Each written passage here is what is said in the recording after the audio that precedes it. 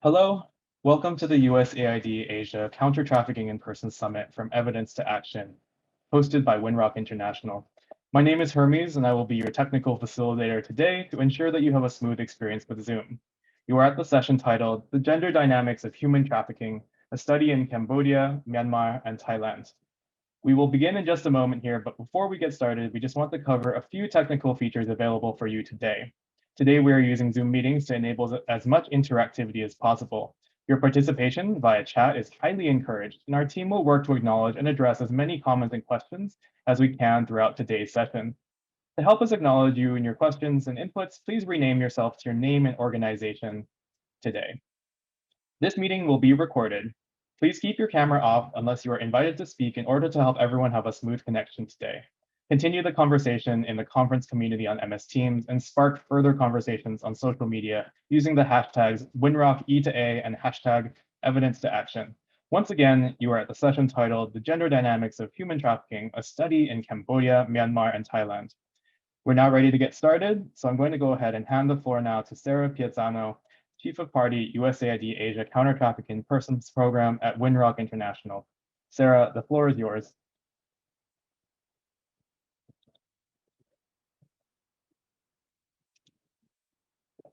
Sarah, you're muted.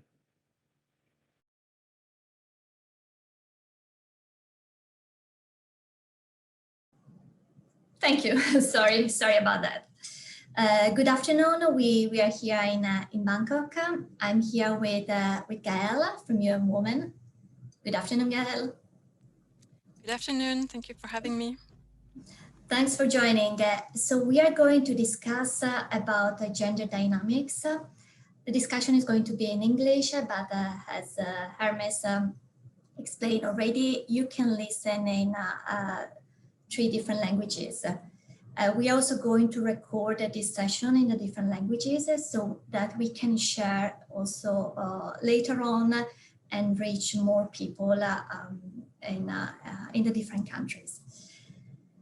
So Gael, I wanted to start to ask you to help us to better understand what do we mean by gender dynamics of trafficking. Can we give us kind of introduction to go into the discussion? Sure. So when we discuss trafficking issues in general, I think we don't always focus on the gender specificities. So what we want to understand through the gender dynamics of trafficking is to understand the histories of each and every individual that we work with or we work for as beneficiaries, the survivors of trafficking, in their trajectory. What are the elements that are define them, and look at this from a gender perspective. And we want to understand if there were some issues related to gender that we can interpret through a gender lens that could explain why this person was trafficked. So to what extent gender intersects with trafficking in very broad terms. Okay, thank you. So UN Women conducted this study recently, Gender Dynamics of Human Trafficking, a study in Cambodia, Myanmar, and Thailand. I wanted to ask you, why did you decide to conduct this study? Why did you select these 3 countries? Yes.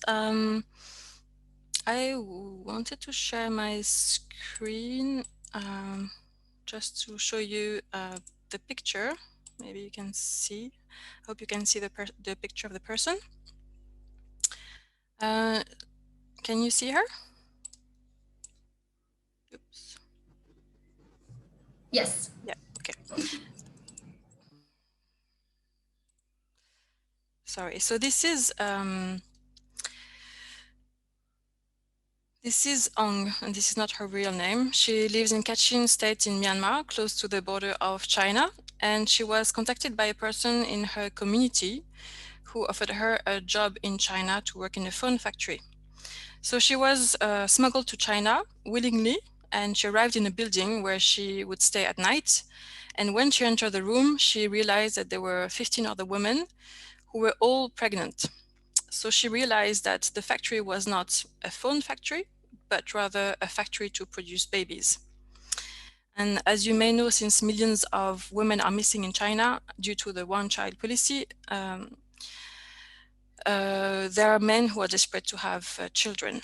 So she was taken to hospital, blindfolded to get her sperm insemination, and she was threatened, beaten if she resisted. Fortunately, she managed to call her church and family, who reached out to the grassroots NGO that UN Women supported at that time, and who were able to rescue her.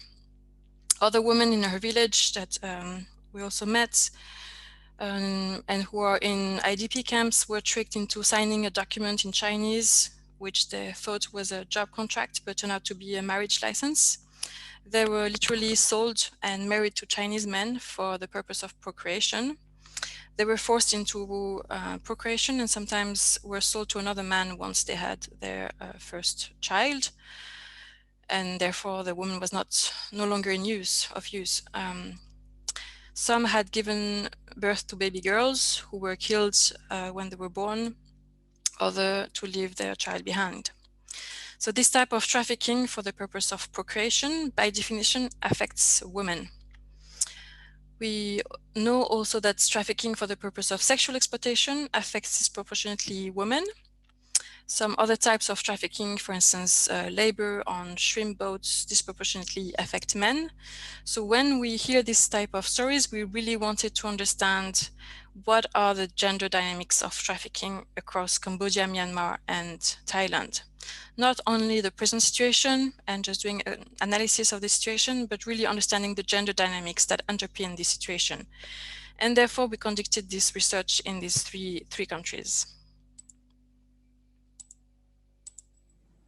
Thank you. No, it's always even if you do this job for many years, it's always difficult to hear these stories.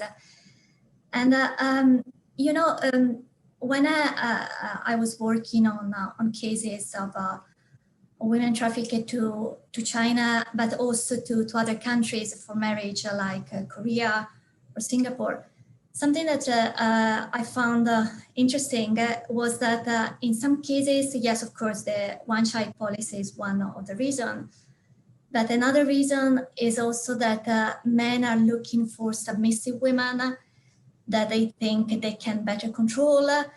I remember in interviews with men in China, they were saying, we don't want the Chinese wife because she will she will ask too many things, she will complain. So I found also this interesting, and I saw the same with Korea and other countries. In Singapore, there were these shopping malls where they were looking for brides that are good to do your chores and to take care of elderly people. So did you also find that there's these dynamics that there is the search for an individual that you can control? So this is not specifically in the research, but I've seen even terrible advertisement of Vietnamese women who were sold as being very submissive and beautiful and submissive. So that was the perfect combination for a Chinese husband to take a wife. So we've seen that. I think for the case of Myanmar, it was really for reproduction, and the Burmese women, or not Burmese, women from Myanmar, from different ethnic minorities, were very beautiful, and so I think they were chosen, of course, more for their DNAs than for their submissive. So they were not looking, for this particular case, they were not looking for a wife, they were looking only for the babies. But in other cases, when it's more about contracting for the sake of marriage, then yes, this question of being very submissive has been even advertised very clearly on posters. So yes, this has come up in the region. And I'm sure other colleagues online have had a similar experience. Yes, please, for the people listening, if you would like to share something from your work experience, or if you have any question anytime, you can write them in the chat. Thank you, Gael. I wanted to ask you to help us. We use all this terminology, gender awareness, transformative response. can you help us to understand and why it is important to have a transformative response? What do we mean by that? Yes, so I will take an example that is very different from trafficking. And I will use the example of infrastructure. So we usually say that, or we compare gender awareness with wearing glasses. So most of our projects are gender blind, and you need to put on your gender glasses to be able to see the world through specific lens, to understand the dynamics that are at play. So there is, I think, no social interaction whatsoever that doesn't have a gender aspect, and we need to make an effort. Even, I think, for the most feminist person, and I consider myself as being feminist, we all have gender biases as we were raised in a certain culture. We are influenced by what we see, including ads all over the place that can be very offensive to women. In the news, we can see every day we'll see the world leaders, and they are mostly men, so we'll associate leadership with male feature. What we hear, the music can be also very, full of stereotypes. What we read, and again, the vast majority of published authors, political analysts are men. So even if we are very feminist, there are still biases and everything that is around us that influence us. So we need to make an effort and really try to analyze the situation from a gender perspective, whatever the project is, whatever the situation is. So I'm taking this example of infrastructure, because for a long time we thought infrastructure have nothing to do with gender. And after all, it's just building a road. What does this has to do with gender? But actually, who decides where the road is? And are women part of the decision-making process? Who will receive the indemnities for being evicted of where the roads will be? Will it be the head of the household, which is most likely to be the man? Who will benefit from the road? Meaning, does it mean that will it be for more the fish industries if the road goes to the pier, or is it more for care duties, for instance, going to hospital or schools, which might be more helpful for women? What will be the impact of the road when it will be built? For instance, economic impact. Is it the workers, are they going to be men or women? Is it going to be a spike in or an increase in sex work and prostitution around the construction site? So all of this needs to be taken into consideration. It's not just building a road and there's no gender perspective or understanding and analysis that needs to be done. So you can see through this example that no project should be done without putting on your gender glasses or your gender lens, sitting down with women and understanding their needs, the impact of the project on them, and how they can be part of the solution. And also, to answer your question on transformative approach, I think the transformation will come from the objective of the project. So we need to ask ourselves, will this project confirm the status quo, or do we want this project to contribute to achieve gender equality? So that's how we have a gender awareness in our project and how we want to have a more transformative approach. Okay, thank you. I know that the example was very useful. And yes, when you talk about stereotypes, I was thinking, I've been working for a long time in Cambodia. In Cambodia, they used to say that women are like clothes and men are like gold, or that a man can bleed but cannot cry. So what I mean is that I think it's also very important, and I'm talking from my experience in working in Cambodia when working on these issues, to work together also with all your team, so that of course you live in a country. As you said, we are, even sometimes without knowing, we are influenced by the stereotypes. And what do you think? It's in my experience, one of the first things that I found that it's really important is to work together with your staff, the NGOs that are working with you, because starting from there should be this understanding of gender awareness and why we need to do that. Yes, we've worked with I saw, I think, in other panels, for instance, LCSW, who is also our partner in Cambodia, I think, and another NGO in Myanmar, Hatoi.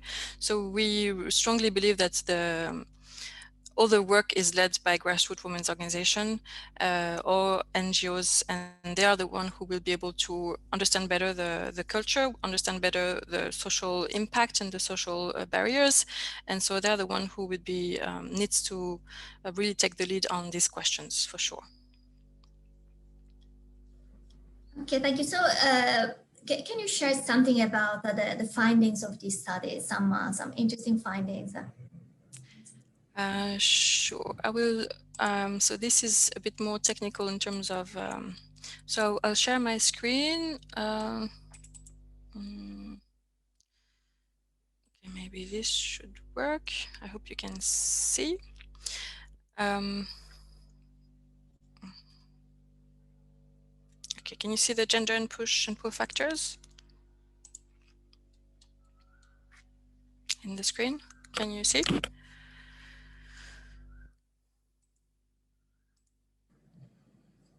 I can't hear you. Can you see the screen?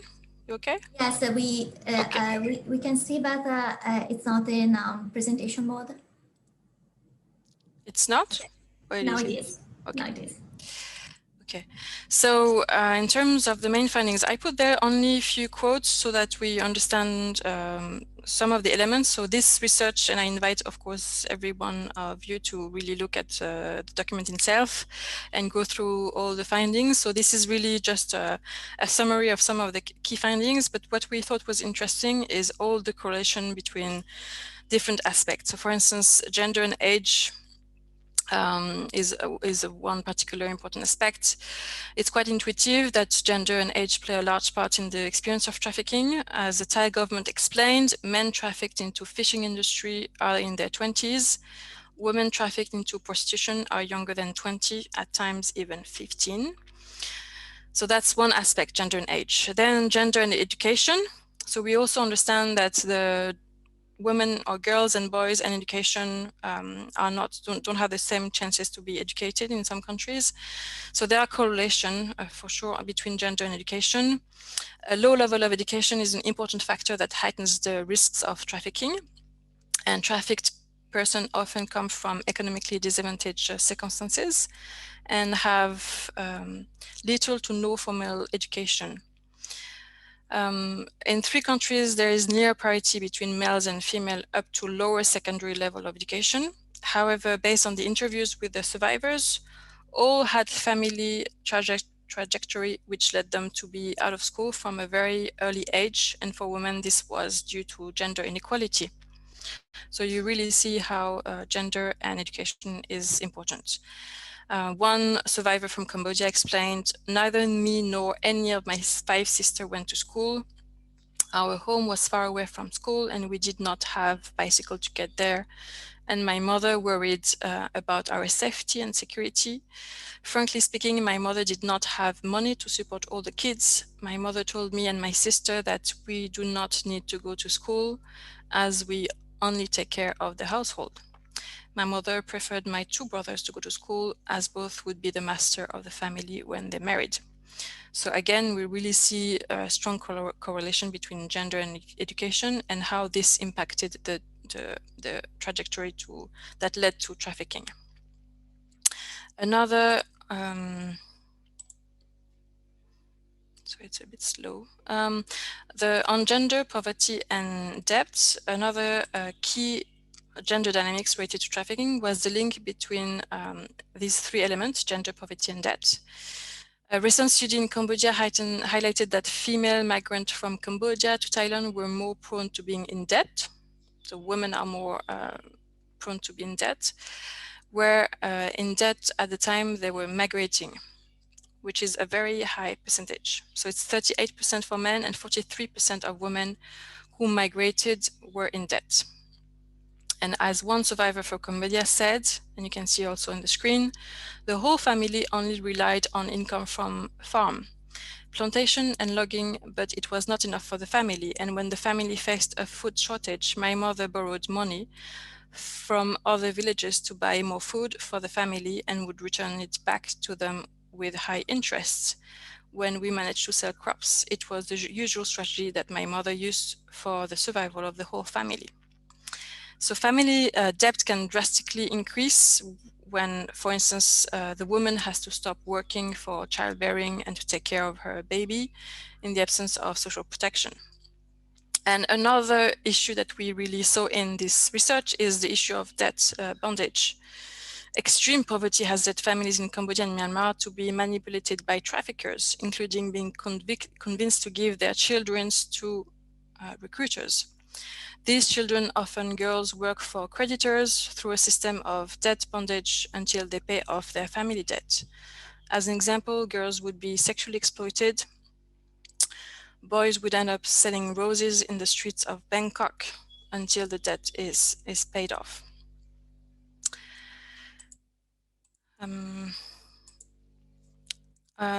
Related to gender and household decisions making structure, as you can also maybe imagine, it's not the same for men and women in terms of who makes the decision. So we saw in many cases that young men often take the decision to migrate on their own, and they do not seek the permission from their families, but nonetheless they keep them informed, while young women more often made decisions with their families or had the decision made on their behalf by family members. So for instance, this young male survivor from Cambodia said, "I made a decision by myself and no one made a decision for me. When I heard about the job in Thailand, I contacted the broker myself and I made a decision on my own." Whereas this 17-year-old survivor in Myanmar explained, "I was only 9 years old when I went to Thailand for the first time for babysitting. My father is the one who decided I would go. If a father wants his daughter to go there, she has to go, right?"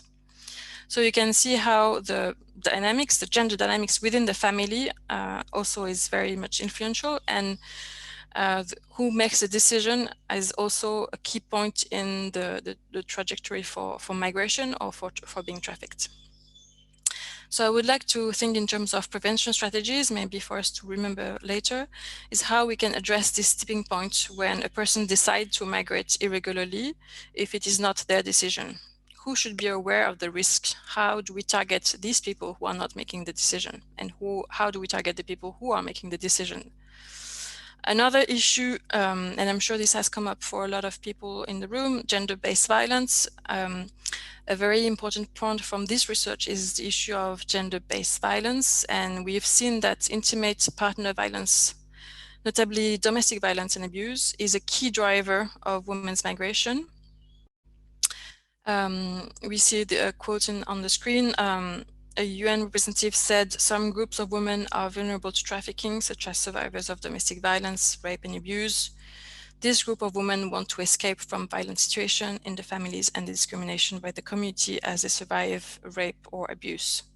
So there are cases, of course, of men being victim of gender-based violence, but the majority being women. This is also a very important aspect to take into account in our programming, and understanding that one of the push factor is gender-based violence within, often within the family.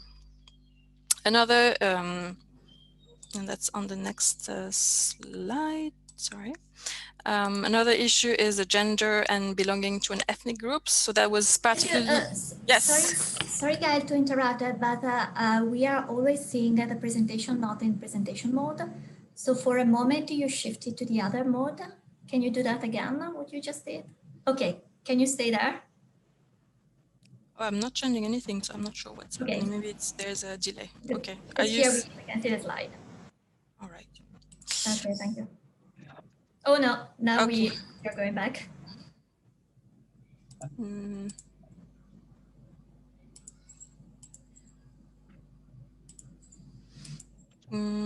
Gail, you can go ahead and present.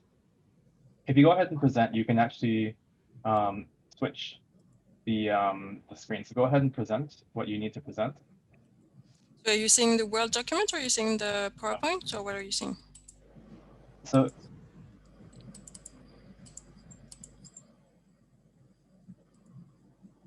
It's okay, and we can share the presentation with the participants. Right. Okay. Okay. So I was just, okay, maybe you see the document. Gender, so on gender and belonging to an ethnic groups, we see that it was very relevant for Myanmar. For instance, some specific groups, the Rohingya, Rakhine, Shan, and Kachin communities have an increased risk of trafficking due to being disproportionately impacted by conflict. And human rights abuses, including gender-based violence and rape as a tactic of war and displacement. So this is some of the issues that we've seen.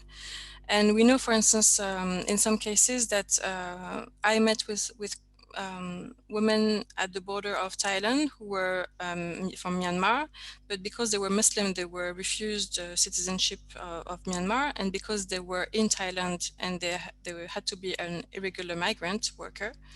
So they were put very much at risk of trafficking because they were approached by brokers or by people who were asking them to give up their children for maybe $10 a month. So being a woman and belonging to a particular ethnic group has a strong correlation with this type of forced labor or trafficking experience. And also something that was interesting is also to see that they would say that women are less likely to be on strike. So there are some garment industry, for instance, would hire women instead of men so that they can, because they are less likely to be on strike. So there is this this quote, I don't know if you see the screen, but it says, Karen, women can be found in shopping malls, fuel stations or restaurants. Rakhine women are in garment factories. And the factory mostly hires women. They don't want to hire men due to drug issues, fighting each other, and because they might go on strike. And this finally, is something I heard many times that also from factories in Cambodia and Thailand, that they prefer to hire women because they are less troublemakers. And similarly, also they prefer to hire migrants because yes, they complain less. We just had to hear. Mm-hmm. And the last aspect I wanted to mention is that, and we discuss this, I think, more and more, is the issue of climate change and how this, from a gender perspective, also needs to be thought of. Natural disasters such as floods, droughts, destroy harvest and livelihood, and this has been particularly prevalent in Cambodia, for instance. So before migrating, most respondents, both men and women, were farmers, and women owning less land than men. Any natural disaster would impact them even more than men. So this would be also an important, I think, more research needs to be done on this and unpacking the link between climate change, gender, and trafficking. But in short, these are the key elements, the key findings of the research. Thank you. Thank you. That was very interesting. And many were already asking if you can share this presentation. Sure, yeah. And of course, we already shared the link to the study by UN Women. You can download it. And there was also a conversation going on in the chat, an interesting conversation about the problem of boys sexually exploited in the Philippines and also Cambodia. And let me check. Yes, and someone shared a study that was conducted in the two countries. Yes, it would be interesting to learn more about that. Please, if you can share all these studies, and also we can continue the conversation in Microsoft Teams. And also, of course, we are here to generate new ideas for further studies. And what do we need to know more or better, and where do we need to research? Many also in the chat were mentioning about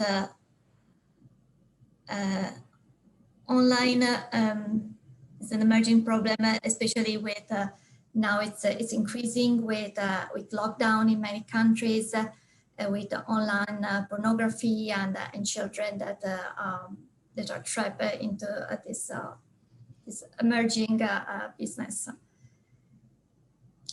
So what I would like to ask you now is, we have all these interesting evidence, recommendations coming from these studies, and what is going to be the next step? Because in this summit, we are also here to discuss how can we ensure that the data that we are getting from research will guide the future implementation.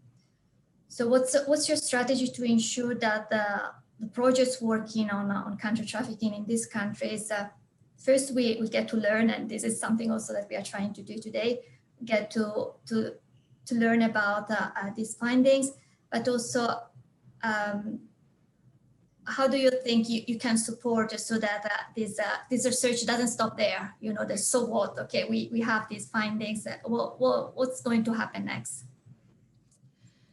Yes, so maybe first, this research was done with CSOs. So we, at each stage, we asked them to, so we did, for instance, in each of the country in Thailand, Cambodia, and Myanmar, we had focus group discussions with the authorities and with CSOs and with development partners, so that we can share the methodology, and we also share the preliminary findings for them to assess them. And so we tried to have this process as participatory as possible, so that this is not just a research, but that it has already been discussed, and that they are the positions and each country can influence also what is in this research and what they are interested in studying. So for instance, there was more interest in reintegration that we had thought about. So then we used this, we integrated this in the research. So this research is not something that we've done from young women's perspective and just what we thought in our corner, but we try to really involve CSOs as much as possible. And then we are trying to, of course, take any opportunity to share the findings of the research. For instance, the fund of this project already finished, was supported by Japan. But we are still trying to, you know, such as this, of course, this webinar and other, to share the finding of this research and to see, for instance, even for students. Recently I did a similar webinar for Cambridge University. So that's the future leaders who are working on specifically on trafficking are aware of this research and can really use this finding in their research. I've been contacted, for instance, by PhD students who are working on trafficking theses, and they're using our research for their studies. So we're trying to make sure that this research is really used as much as possible. But of course, the most important actors are the practitioners, the ones who are implementing now projects on trafficking. And we've tried to have specific recommendations in this research, including on data collection, because this research is very qualitative in nature. But we think it needs to be more systematic, and there are actors who are doing this more systematically. But each and every data collections need to be disaggregated by location, gender, age, ethnicity. We need to understand the legal migration pathways that need to be enhanced.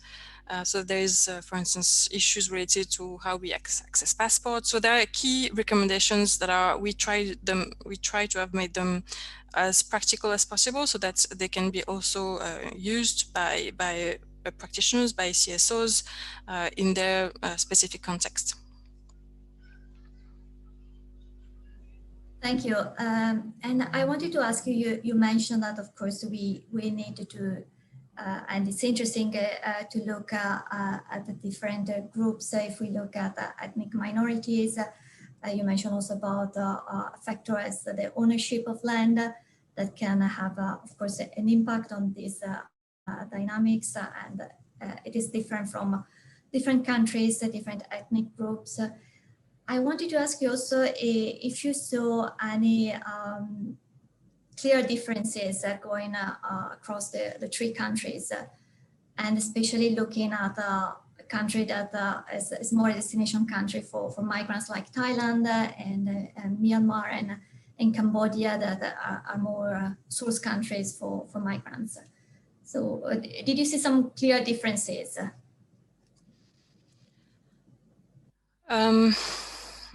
So, yeah, I mean, since it's a qualitative study and we interviewed survivors of trafficking, in their communities most of the time. So we didn't interview them. We interviewed them mostly in Thailand and in Cambodia. And from these countries, there are specificities, but all the factors that I mentioned, for instance, gender in education, gender-based violence, the decision-making process within their families, or the issue of debt bondage, all of these are cross-cutting. They are both in Thailand and Myanmar. I think the specificities of Myanmar was more for issues related to reproduction and procreation for Chinese men specifically. This we didn't, I mean, in the interviews that we had, we came across people who had experienced that in Cambodia. And in Thailand, I think we discussed at the border, but not with CSOs, with Thai authorities, with actors who are supporting survivors of trafficking, but at the border basically. So it was echoing what we heard from the testimonies of women and girls and men, because we also interviewed men and boys. To understand if there were any similarities and the differences, to understand the gender. We had also to ask men and boys what they think their trajectory was. And so, yeah, I think most of the factors that from a gender perspective, most of the factors that we identified through the studies were on both Myanmar and Cambodia side, except from some specific issues related to the country context. Okay, thank you. And I wanted to ask you, every time you conduct a research, you always, when you end up with the final report, you start to wonder, oh, it would have been interesting also to research a little further on that issue or on this issue. So as a researcher, I wanted to ask you, so after this study, what do you think we need to know next? What would be useful to research on? So I think from my perspective, and you just mentioned it, I think it's the issues of trafficking online, or how internet can be used as a way to start the process of trafficking. So it's either, for instance, in the Philippines, families, mothers who are asking their daughters to do unspeakable things on the camera. So this type of issues, but also how you can be tricked online, and then you end up being in the city, and then you think you are meeting a boyfriend, but actually you're not meeting a boyfriend, but you're meeting someone who is going to rape you and to traffic you into a brothel. So this type of issues, how can we identify this online? And it's very complicated, but it's something we need to understand better. And we received some funds on cybersecurity, and we want to see how we can work with social influencers, people who are already, on the internet and can speak to potential victims, and ensure that they are aware of these issues, that they're aware that, on this type of fora, there might be some traffickers, and they are not actually, potential boyfriend or girlfriend, but they want to trick you into a situation. So we need to be able to raise awareness on these issues, and we need to be able to maybe, partner with Facebook, partner with Google, partner with these masters of internet who can also play a big role on that. So I think there's a lot that needs to be understood, and we need to, I think for all, CSOs and UN alike, this is a world that I'm not, IT person, as you can see I'm not sharing the right screen. So it's just, we need to know better how it works, and we need to enter this sphere and be able to support this specific issue. Yes, so that would be interesting. And I remember, for example, Google in United States, they partner with counter-trafficking organizations. They work especially on this word search. So they identify keywords that are used by traffickers.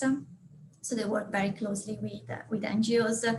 So we are also thinking if that happens in the languages spoken in this region, if it could be interesting to use some keywords that can help to identify possible traffickers working online. And the question is also that, you know, something that we try to do in working on counter trafficking is to use these technologies like Facebook or Line to better inform migrants, and especially in some countries where women have more difficulties to access information. It can be a big resource, but of course there are also many risks.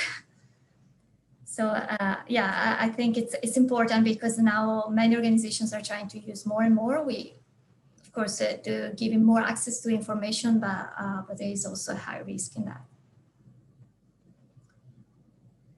Okay, so there was also a question. Let me take some questions from the audience, and please continue to put your questions there. Okay. So there's a question about prevention. The question is that grassroots organizations work with communities at local level to educate about safe migration. Sorry.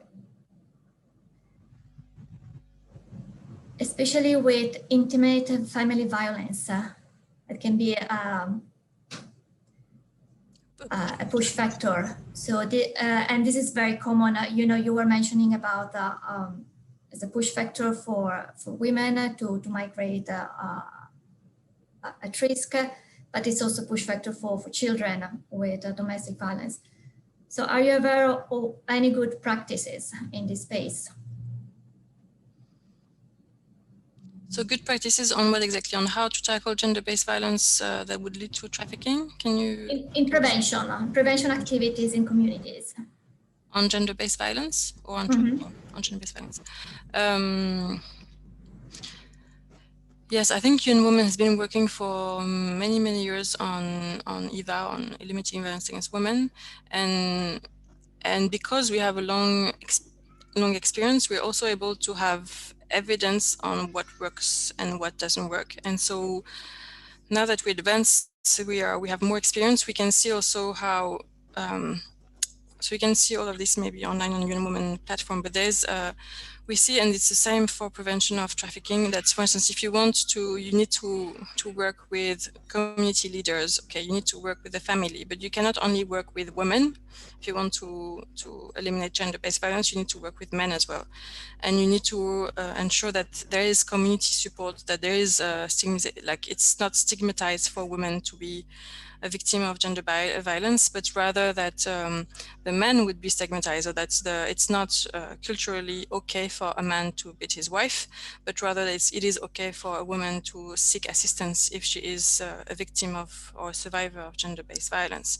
So there is, in terms of prevention, it's really trying to bring awareness on the issue, and I think it's 1 in 3 women worldwide who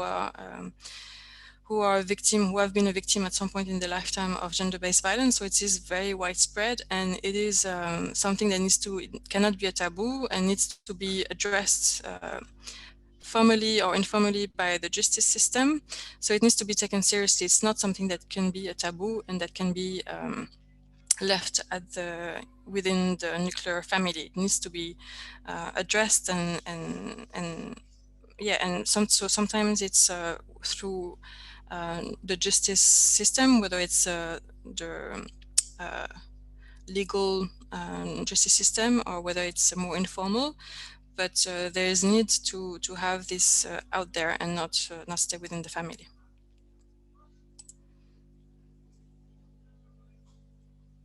Unmute, okay. And there is also an interesting question about the involvement of the survivors in the research. So Luz was asking if survivors were involved as researchers themselves, and I would add also, were they involved in guiding, designing the research, or are you thinking maybe to do that? So they were not local researchers.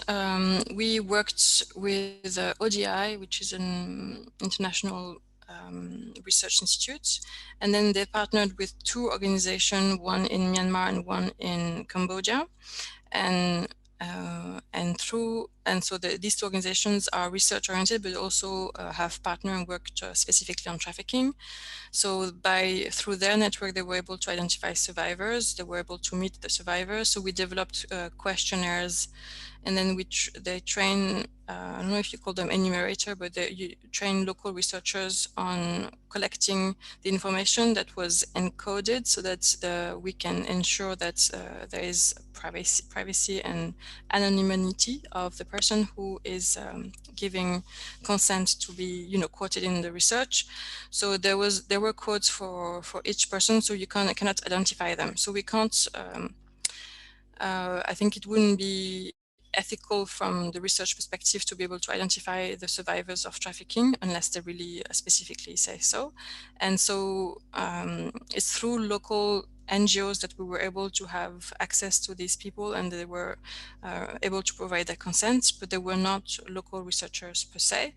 But we also had specific questions, and on the questions there were also a more open question where they were able to influence also, add some comments or issues that they face that may not be specifically related to gender dynamics of trafficking and in the key findings that I mentioned, but some other issues that they wanted to discuss. So that's why also we have some recommendations that are really the voices of survivors of trafficking, and that speaks are very practical and speaks to the needs of the survivors. Okay, thank you. And please, if you have any other question, we also already gave the link to for the study. And of course, as I already said, that we want to continue these conversations. And we are also having another session on gender and social inclusion tonight for who is in this time zone. So of course, for us, it's a priority, and I agree with you. We need gender awareness in every project that we are doing, from designing to implementation, monitoring, and evaluation. I have a question. Before you were saying, for example, in factories, that people prefer to hire women because they think they will not join unions, or because they are less troublemakers. And I've heard also other cases, for example, when in some jobs, I remember where women were employed in some construction jobs, they were paid less, but that gave also them more chances to get the job. So there are some cases where you have the project that is supporting it's trying to address this discrimination, but the end result may be that women have less access to jobs than before. So what do you think of these examples? Do you think, for example, in that case of the factories, this sort of gender discrimination that in a way is providing them more job opportunities? What do we need to do as NGOs in those cases? So you mean because they're empowered, they are more likely to be empowered and then to speak up, no? And then that might be at their... Yes, as NGOs, you always feel the responsibilities that you provide support, and then the people are not happy about the program you are implementing. They say we were happier before. Yeah. So in those cases, how can we address those issues? I understand we need to do, but how can we do it in a way that we are not putting the people we are working for in a worse position? Well, okay, maybe two things. First, well, we need to engage with the companies themselves. So it's not, women should be more empowered, and they should have the right to have a say in their rights, of course. So I think when sometimes ourselves and NGOs and TSOs, we work for the benefit of the survivors, but we tend not to include the company itself in the discussion. And so maybe if we do, I think everybody thinks that having a union is important, and having the rights of the employees is important, but maybe this is seen as something that is complicated to implement by a company, but so that maybe they need more accompaniment. So I think it's trying to bridge the two positions, no, and not only supporting the women who needs to be empowered, but also empowering the companies into putting in a union in place, or having a proper local election in the union, and making sure that there are specific issues that can be addressed and at specific times, so that there is no issues that will come up later, and that people who are in the company feel that they have access to certain rights. So I think it could be a win-win situation, and we tend to only work with women, for instance, and so it's good to work with both sides. And on the second point, what we've seen, I don't know, maybe it's colleagues will have different experience, but we worked, for instance, in Mesot, women, Muslim Myanmar women used to maybe earn, I don't know, 100 baht a day. And then they received some sewing skills to work in garment industries, and they were only doing the cutting in the factory. And then when they received some skills, they were doing something more technical in the garment industry, and therefore they would earn more money. So that's a way to, we are empowering them, and they need to understand their rights and how they can migrate legally, etc., etc. But they also receive more skills that are also for the benefit of the companies who are looking for this type of skills. So I think it's both are needed, more skills, and also speaking and discussing with the companies themselves. Thank you, and that's, for me, it's the perfect conclusion, going back to what's the goal also of this summit, that is putting together researchers, NGOs, and private sector. That we need to work together and talk to each other, and understand and look at solutions together that can really bring a transformation. Okay, thank you very much, Gael. I was just checking if there is any further question. And please, you can continue to ask questions we will check, because I may miss some questions, and we will answer all the questions on Microsoft Teams. And please, if you have other questions for Gael, you can share, and we will make sure that we address all these questions. So thank you very much, Gael. Thanks for joining us today. And any things you would like to share with us? No, thank you very much for having me and for the opportunity to share this the research finding. And thank you very much for the dialogue. It was really interesting. Thank you very much. Okay, thank you. Bye-bye. Thank you, everyone, for attending the Evidence to Action Summit and today's session. Please do join us at the other sessions in the summit. The next session will be Gender Equality and Social Inclusion Strategy, taking place at 8 p.m. Bangkok time. That's in approximately 3.5 hours from now. Please do continue the conversation in the conference community on Microsoft Teams, especially if you are interested in finding collaborators for the pitch competition being offered through participation in the Evidence to Action Summit. Thank you again for your participation, and have a wonderful day, and see you at all of the other sessions.